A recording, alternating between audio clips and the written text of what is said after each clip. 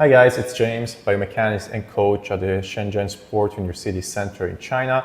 In today's video, I'm going to show you through my computer how I like to write and plan a season for my sprinters. We're going to look at different phases, the general preparation, the special preparation. We're going to look at type of training, for example, acceleration, max velocity, or strength sessions. And we're going to see when do we need to do certain sessions throughout the year to make sure that our athlete is peaking in the right moment for our competitions. So stay.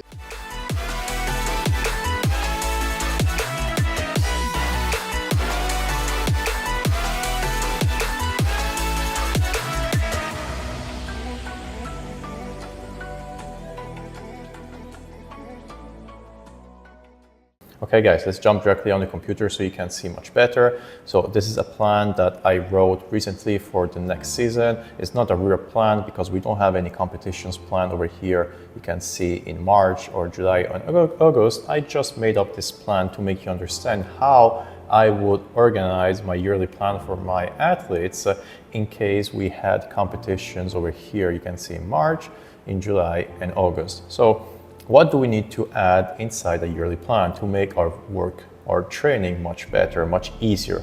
So number one, let's look up here. You can see on the top, we're gonna have month, date on Monday, and week number. Usually I would like to add a fourth row in case we have a big competition, where I'm gonna write here weeks to competition. So basically it will be the same thing as this one, but instead of going from 1 to 40, or here, for example, it will go from 40 to 1, so it will be going down. So it's gonna remind us on how many weeks are missing towards our competition. We have here the month, November, December, January. So I created this plan with starting on the 4th of November 2024. Then we have the period. So in which phase are we? Preparatory, competition, preparation, or competition? Then we're gonna have the phase, so general preparation, special preparation, pre-season, in-season, basically the competitions season. Then transition from indoors to outdoors. So we're assuming that we have an indoor competition over here, and another special preparation, pre-season, in-season, and post-season for recovery. Down here we have the mesocycles, mesocycle 1, 2, 3, and 4. And to make it simple now for you guys, I wrote mesocycle 4 weeks. Now, generally I will change it depending on what we're doing, depending on how it would look like.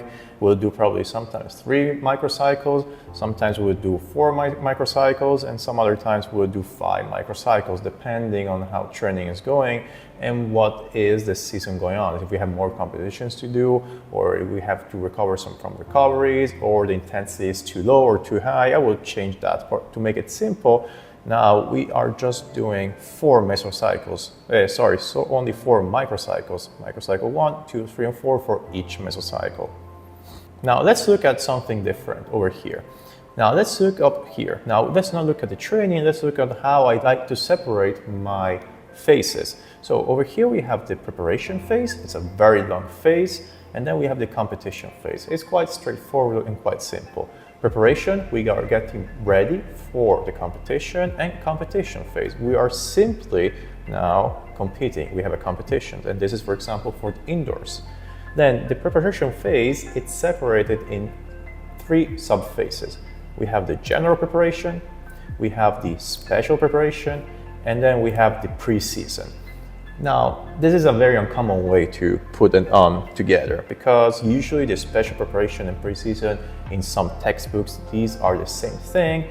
But in track and field, especially in sprinting, I realized that it's easier to understand and easier to plan if I can separate those 2 phases in 2 different phases. They may have the same meaning, but I can plan better knowing, okay, now it's pre-season, it's time to cut away anything unnecessary and just get ready for the competition. Now we are in the phase where we just need to get ready for competition. It's too late to make mistakes. It's too late to fix mistakes or change things.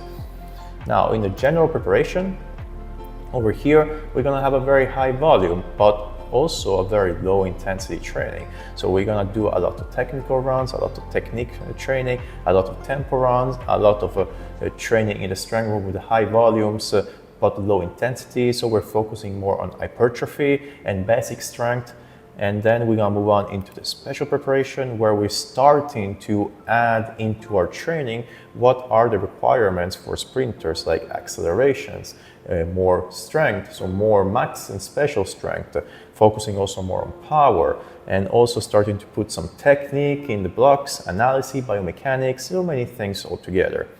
Then we're gonna enter the preseason. In the preseason, we're gonna just simulate what is the competition requirements. So we're gonna increase even more the intensity and drop even more the volume until we match what are the requirements for our competition. And then in the in-season, I made it 4 weeks, but the in-season could be even shorter than 4 weeks, could be 2 microcycles instead of 4. You can see over here I have a green box. This is when we are starting our tapering. On the taper day, on the taper week, we're gonna start cutting our volume by at least 60%. And we're gonna just keep the intensity high. We're gonna keep the taper for maximum 2 weeks, because after 2 weeks of tapering, we're gonna go into a state called under training. So basically we're gonna lose fitness because we are not maintaining a high enough volume to perform well. Okay, now let's move on into my, let's say, the most important training that we need to do for sprinters. Over here you can see on these blocks, over here we have a total of 8 blocks. So we're gonna have blocks clearance, very important. This is basically doing training on the blocks with also a cognitive aid, so basically a gun start or a clapping or a group training. So basically it's gonna be very high intensity in simulating the competition. We're gonna have general acceleration. General acceleration is done to work on proper biomechanics and strength. So this could be a normal acceleration with or without blocks. It could be acceleration done with, for example, resistance like the 1080 or sleds. It can be done with any other ways. It can be done up hills. It can be done in many, many ways. Then we're gonna have max velocity.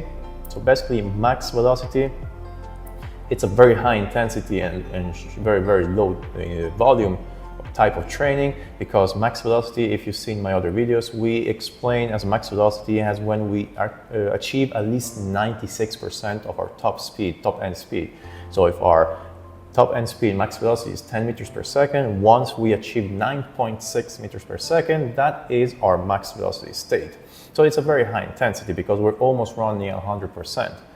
Then we're gonna have max velocity endurance. Basically, it's just working on maintaining the max velocity as much as possible. This is gonna be also done at high intensity and low volume. It's gonna be done mostly on working on biomechanics and doing some resistant runs over the, for example, the 80, 70, 80, 90 meters. Assisted or downhill runs, this is something just that we, to help to activate, to fire our nervous system. So it's very high intensity. We're gonna ask the athlete to perform movements faster than what they can, just to activate more motor units in their body and make their legs spin much faster. Speed endurance, which is done under 150 meters, so higher intensity but lower volumes, and also speed endurance above 150 meters. This is 2 types of different speed endurance, because the first one is just a speed endurance, and the second one is a special speed endurance, because it's not something very, very useful for sprinters when we get close to competition. Then we're gonna have tempo runs. I don't think I need to say anything about what tempo runs are. And finally, we're gonna have technical drill sessions, or just working on technique, on proper position, and proper movements, and just working properly on performing those movements correctly. While for the strength and conditioning, I think it's very straightforward. We're gonna have the hypertrophy phase, the basic strength, special strength, power, and speed. Now, when do we do each one of these sessions throughout our year or our season? Now you can see over here that there are all these blue blocks over here, like blue blocks over here. Now you can see each blue blocks, it's basically marking the week in which we are introducing or we're doing that type of training. Now, if we take one, for example, the blocks clearance, this is because of very high intensity and simulating the competition very, very, very closely. We don't need to do it in a general preparation because the intensity is too high, and we don't even need to do it too much in a special preparation. Rather, we need to put it when we're getting close to competitions. For example, over here in the pre-season. So basically, just 2 weeks before we're entering the season, we're gonna start putting inside blocks clearance with assisted aid, with clapping, with gun start, or even group start to simulate what is the competition. Differently, the accelerations and velocity gradients might look the same thing. The difference is the acceleration, we're only working on the individual. We're only working with the athletes to improve their acceleration biomechanics. We're improving their performance, their strength, and we're making sure that they are performing correctly the movements. So we're gonna start adding this much earlier, just after we finish the general preparation and while we're doing this special preparation. Special preparation means that we are focusing now on sport-specific skills, while in the general preparation, we are focusing on more wide general skills, right? We're just preparing the body, while in the special preparation, as a sprinter, we're focusing on sprinting training. Then we're gonna have the max velocity over here. Max velocity is very high intensity. It's something that you cannot work constantly. It's not recommended to work during the general preparation at all, and it's also recommended to work in the special preparation just when we are getting close to the end, or even from halfway through the preparation. For example, in this here, I will start working with max velocity only in the final 2 weeks of the special preparation, and I'm gonna put it away, I'm gonna drive it and use it throughout the preseason and into the in-season. Same thing for the max velocity endurance, because it's going to be higher intensity, because the volume is going to be higher, so we cannot actually do it too much. We're going to risk overtraining and injury if we keep high intensity and volume high too much. Assisted runs or downhill runs, it's something that I like to do intermittently, so 1 week on and 1 week off, just when we get close to competition, just to fire up those nervous systems, just to fire up those legs, increase the activation of motor units, make those legs spin fast, and help the athlete just to activate themselves. Now, we're entering now in the speed endurance phase. Speed endurance, we're gonna have speed endurance above 150 meters and below 150 meters. Now, the speed endurance typical for sprinters, it's below the 150 meters. For example, the 80s, the 100s, the 120s, and the 150s. And this is something that you can do with very long recoveries, so 10 to 15 minutes recoveries. You're going flat out and 95 to 100% of intensity. You're performing 3 reps, maximum of 120s, for example.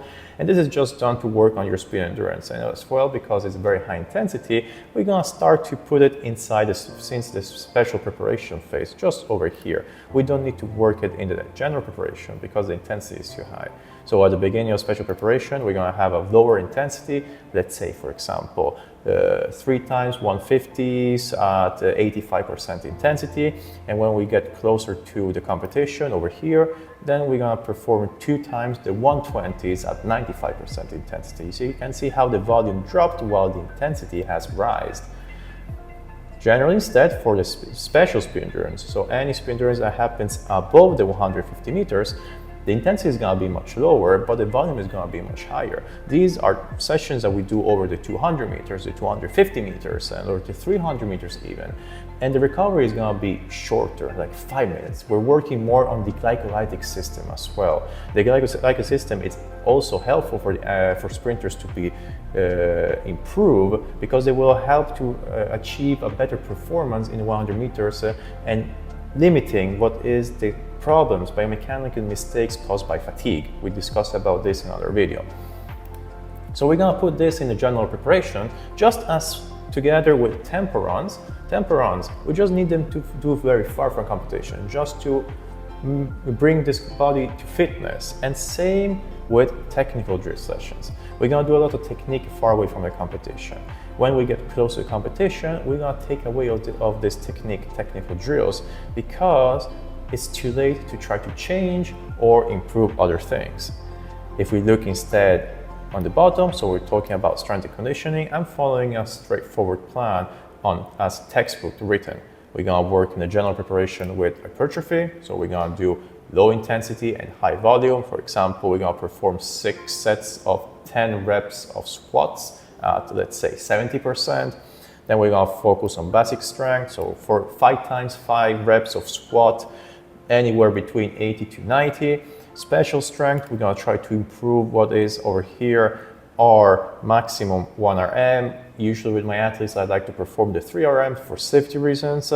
And then when we are entering the final phases of a special preparation and pre-season, I'm gonna start to alternating power, so high intensity but very, very low volume, like 1, 2, 3 reps over 1, 2, 3 sets, and alternating with strength 1 week power, 1 week strength, 1 week power, 1 week strength, until we get into the in-season where my focus is gonna be entirely on power and on speed. Now, in following final column, I did not complete it because it would take too much now, because I don't have an athlete that I can give this yearly plan. This is just made for the video. You can see how the volume over here, for example, the acceleration volume, from since we're starting in the beginning of the special preparation, it's high and then drops down, shaded, while the intensity is alternating from very low to high until we reach the competition. Average volume of the week, this is going to be an example. You can see over here that the competition over here, so the volume is dropping, and then when we reach the taper week, it drops drastically, while the intensity, it's rising until we reach competition, and then after competition, we're going to drop and restart for the next season. Over here we can see after the competitions in the winter, so for example an indoor competition, we're gonna have a transition phase, a 2 weeks period time to reset, rehab, recover, and then we're gonna enter directly into the special preparation for the outdoor season. We're not gonna start over from the general preparation because we don't have time and we don't need it. This is something done in the winter because it's cold, so the intensity is better to be low so that we can limit the risk of injuries. So we're gonna start directly from a special preparation, and we're gonna go into a 2 months, depending on how much time do we have until next competition, a pre-season, taper, and we're gonna enter into again a new competition, an in-season phase. Now, usually during the year, I like to do at least 2 to 3 peaking moments. Peaking is when we taper and we reach our maximum peaking potential, because studies show that the second or third peaking throughout the season is going to be much higher than the previous one. So if I'm going to peak, I want to have my best peak performance over here on the 18th of August, I will ask my athletes, I will plan my athletes to peak 1 month earlier, then relax and prepare for the next peaking, and also another one in March. Well, all right, guys, that's it. It's quite straightforward. This is how I like to plan my season for my athletes. It's not necessarily correct or the best way to do it, but for me, it works because it's easier for me to monitor and make sure that my athletes are peaking at the right moments. If you like to have this plan, you can simply send a message. I'm gonna be able to share it with you without problems. I'm not picky. I'm not gonna sell it for you. I can give it for you for free, because this is a simple plan that then you can also use to prepare for your season. You don't have to copy it. You can just have this template and use it for yourself, for your athletes or for your team, or even for yourself. Now, thank you for joining us in this new video. And if you'd like to subscribe, this will help my channel to grow up even further. And until next time, see ya.